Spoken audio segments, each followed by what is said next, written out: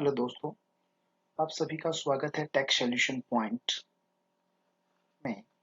दोस्तों, आज हम बात करने जा रहे हैं जीएसटी लॉ में 1 जनवरी 2022 से कुछ बदलाव है जो जानना बहुत आवश्यक है और इसमें बहुत सारे बदलाव किए गए हैं जो कि इस प्रकार से है।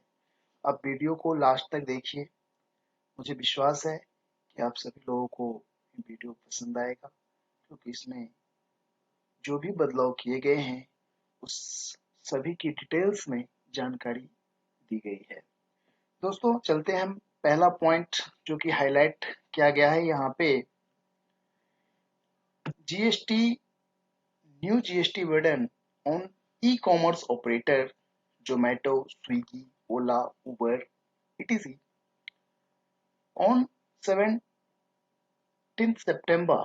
It was decided at GST Goods and Service Tax Council meeting that e-commerce operator be made liable to pay tax on service provided for them, namely transport of passengers by any type of motor vehicles, restaurant service or restaurant service provided with same exemption. This bill will become effective 1st January 2022, said a statement issued by the finance minister after the GST council meeting. दोस्तों, पहले जो भी service provided हैं e commerce operator में, वो आपसे कोई charge नहीं करता था, लेकिन अब 1 जनवरी 2022 से जो भी सर्विस आप लेंगे उसके ऊपर आपको जीएसटी भी पे करना होगा।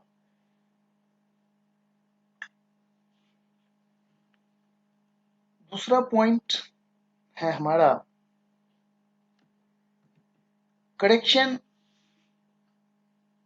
In inverted duty structure in footwear and textile sector. दोस्तों, फुटवेयर और टेक्सटाइल सेक्टर पहले से ही टैक्सेबल है, पहले से ही उस पर जीएसटी लगाया जा रहा था, लेकिन उसमें दो कंडीशन थे।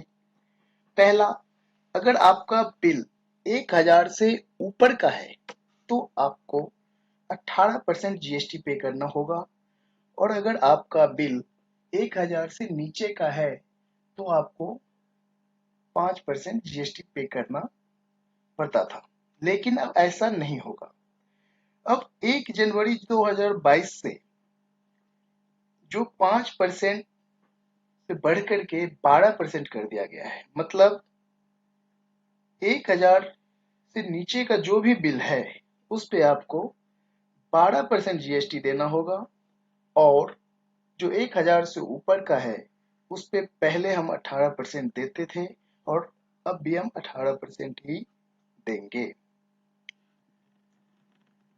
दोस्तों, तीसरा पॉइंट है हमारा blocking of GSTR 1 for non filing of GSTR 3B।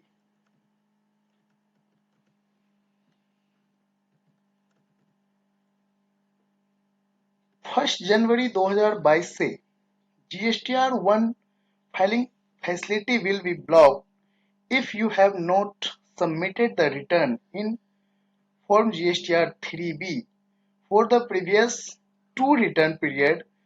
For example, if taxpayer has not filed GSTR 3B for October 2021 and November 2021, the GSTR 1 filing facility will be blocked from the 1st January 2022।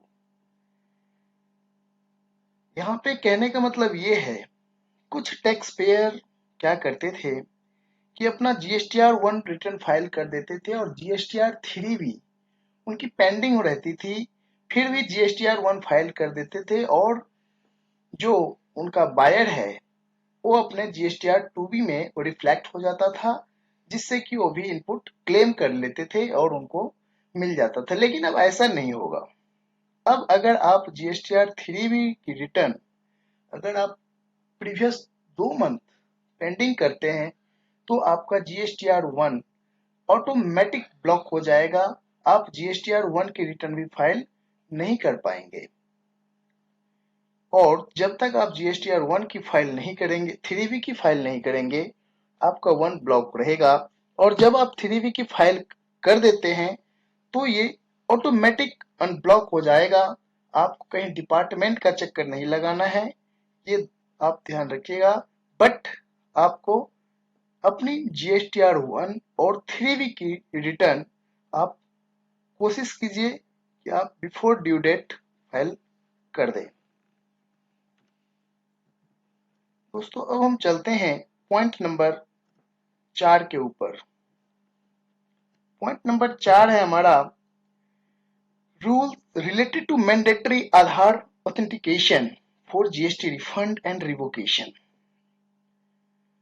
The Central Board of Indirect Tax and Custom has been notified that rule related to mandatory Aadhaar authentication for GST refund and revocation application are to be effective from 1st January 2022.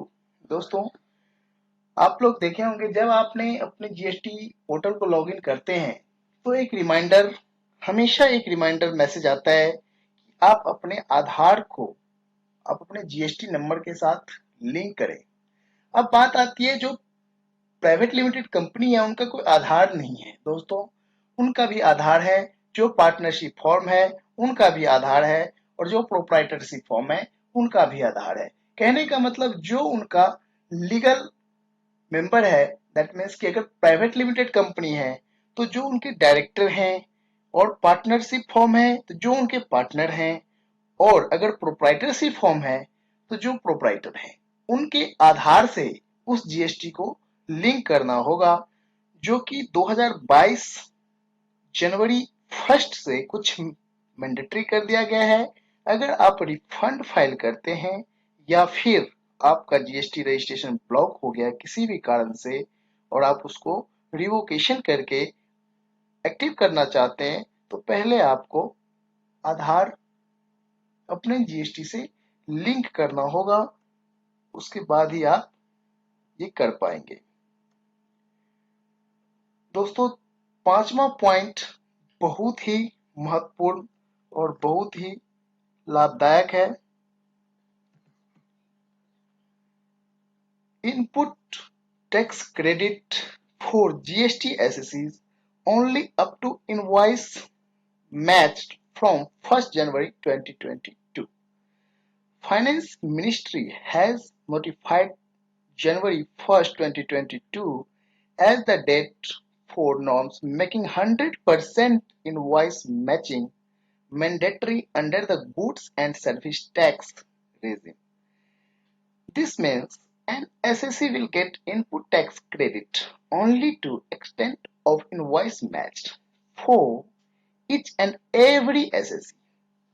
The system calculated ITC based on return filed by his supplier. This curbs the changes of oversetting ITC and taking benefits more than due. Earlier rule allowed assessee to take 10% additional ITC without supporting invoice, which was later reduced to 5%. Now, this provision will not be applicable from 1st January 2022 and 100% invoice matching will come into place. मतलब पहले क्या होता था कि कुछ आपके पास invoice नहीं भी है या फिर मतलब आपके पास इनवॉइस है और आपके GSTR 2B में वो इनवॉइस नहीं है, आपने जिससे माल खरीदा या आपने जिससे सर्विस लिया, अगर वो पार्टी अपने रिटर्न टाइम से फाइल नहीं करते हैं और आपके पास कुछ इनवॉइस है जिसका आपने गुड्स रिसीव किया हुआ है, आपने उसको पेमेंट भी दे रखा है, लेकिन उसने रिटर्न फाइल नहीं किया, फिर भी गवर्नमेंट आपको कहती थी कि भाई आप अपना इनपुट उस पर क्लेम कर सकते हो। तो आप उसका इनपुट ले लेते थे कितना, 10%। जो टू बी में आ रहा है उसका आप एडिशनल प्रोविजनल बेस पे आप 10% लेते थे, देन फिर उसको रिड्यूस करके 5% कर दिया गया। लेकिन अब 1 जनवरी 2022 से ऐसा कुछ भी नहीं होगा। आपको जितना आपके टू बी में रिफ्लेक्ट होगा, टू बी में आपका जो भी इनवॉइसेस आएंगे, आपके उसी आधार पर आपका इनपुट मिलेगा। दोस्तों इसमें एक प्रश्न है, सपोज आपके पास 100 रुपए का बिल है और आपके टू बी में 110 रुपए आ गया, तो भी आपको 100 रुपए ही मिलेगा। और अगर आपके पास 100 रुपए का बिल है और टू बी में आपका 90 रुपए का आईटीसी आता है, तो भी आपको 90 रुपए ही मिलेगा, वो 10 रुपए आपको एडिशनल का नहीं मिलेगा। दोस्तों इसमें एलिजिबिलिटी एंड कंडीशन की बात करते हैं अब हम, कि इसमें एलिजिबल कौन है और इसके कंडीशन क्या हो सकते हैं। This will be possible because an amendment in the Finance Act 2021 which inserted a new clause in section 16 which deal with eligibility and condition for taking ITC. There are 4 conditions for ITC to be credited or an SSC in respect of his supply. First, he should have a tax invoice or debit note issued by a registered supplier or such other tax paying documents. Second, he has received the goods or services or both. Third, tax has actually been paid on the supply. And fourth, a return has been filed. दोस्तों इसमें 4 condition की हमने बात किया है। पहला condition हमारा ये होना चाहिए कि रजिस्टर्ड पर्सन जो भी है वो टैक्स इनवॉइस और डेबिट नोट इशू किया गया हो, किसके द्वारा, रजिस्टर्ड सप्लायर के द्वारा। ठीक है। दूसरा हम सेकंड जो बात करते हैं वो है गुड्स रिसीव, एक्चुअल गुड्स या सर्विस आपको रिसीव होना चाहिए। तीसरा है कि एक्चुअल टैक्स पेड होनी चाहिए। और चौथा पॉइंट है कि रिटर्न फाइल होना चाहिए। कौन सा रिटर्न, जीएसटीआर 1 और जीएसटीआर 3B की रिटर्न फाइल होनी चाहिए। अगर ये चारों टर्म आपके सप्लायर पूरी कर लेती है, देन एज ए बायर आप इनपुट क्लेम करने के लिए एलिजिबल है। अब बात आती है, सपोज आपने राम से माल परचेज किया। अब राम ने क्या किया, एज ए आपका जीएसटी नंबर, जो आपका जीएसटी नंबर था उसने गलती से बाय मिस्टेक किसी और का जीएसटी नंबर मेंशन कर दिया।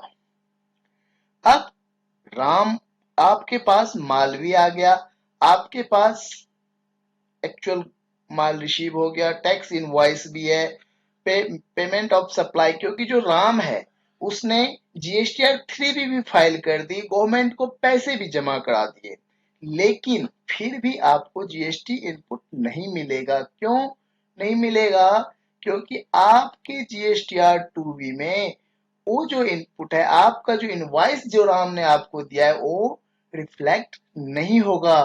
तब तक नहीं होगा जब तक राम दोबारा से अपनी जीएसटीआर 1 में अमेंड कर करके आपका जीएसटी नंबर ना डाले। मतलब कि जब जिस मंथ में, नेक्स्ट जिस किसी भी मंथ में राम आपका जीएसटी नंबर अपने जीएसटीआर 1 में करेक्ट करता है, देन फिर आप उस इनवॉइस का आईटीसी लेने के लिए एलिजिबल हैं। अगर आप उससे पहले लेते हैं तो आप से गवर्नमेंट उस पर इंटरेस्ट चार्ज करेगी और आपको फिर कैश में पेड भी करना पड़ सकता है। ठीक है दोस्तों, अब चलते हैं छठे पॉइंट के ऊपर। छठा पॉइंट है हमारा commissioner empowered to attach provisionally any property including bank account. दोस्तों ये बहुत ही महत्वपूर्ण पॉइंट है जो कि अमेंड किया गया है जीएसटी लॉ के अंदर।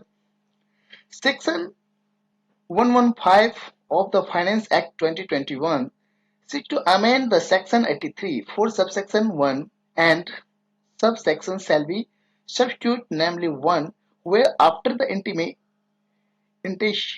intention of any proceeding under chapter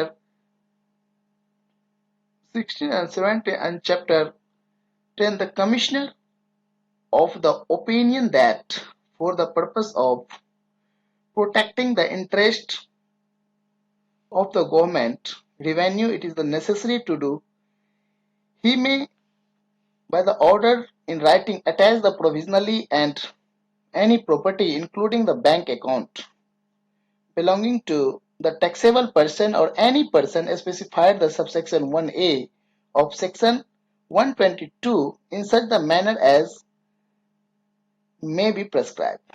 दोस्तों अब इसमें बात यह है कि अगर गवर्नमेंट को ये लगता है कि किसी भी एसएससी के द्वारा एक्चुअल माल सप्लाई नहीं है या फिर जो टैक्स लायबिलिटी बनती है वो टैक्स पे नहीं है या फिर बोगस बिल लिया गया है या फिर कुछ इस टाइप का है जो कि डिपार्टमेंट को क्लियर नहीं है ये क्यों है कैसे है, तो उस केस में जो भी टैक्स का पार्ट है, सपोज आपका कोई पेनल्टी बन गया, आप कोई माल आप डिस्पैच कर रहे हैं, रास्ते में वो माल किसी कारणवश जीएसटी डिपार्टमेंट द्वारा पकड़ा जाता है, जिसमें हो सकता है कि मे बी आपका कोई इनवॉइस में प्रॉब्लम हो या फिर आपका ईबे बिल जितने का माल है उस टाइप का नहीं है या फिर कुछ आपका ईबे बिल एक्सपायर्ड हो गया है, आपने एक्सटेंड नहीं किया उस ईबे बिल का period,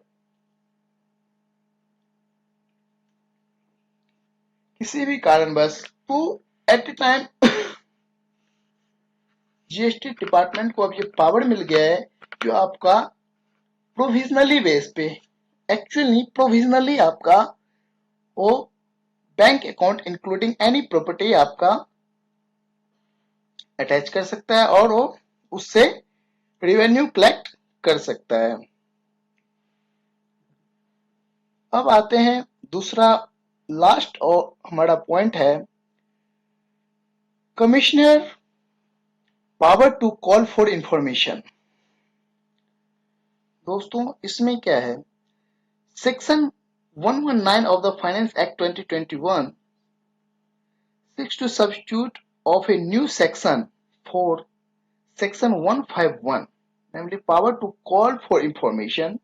The commissioner or an officer authorized by him may by an order direct any person to furnish information relating to any matters dealt within the connection with this act within such time in such form and in such manner as may be specified। अब इसमें क्या है दोस्तों कि अगर आप GST department को ऐसा कुछ भी लगता है तो वो पर्सनली आपसे उसको पास अब ये पावर दिया गया है कि आपको नोटिस नहीं देगा, वो डायरेक्ट आपको कॉल फॉर इंफॉर्मेशन के लिए बुला सकता है, वो आपको डायरेक्ट बुला सकता है और उसमें जो भी उसकी इंफॉर्मेशन है, जो भी उसको डाउट है, वो आपको क्लियर करना होगा।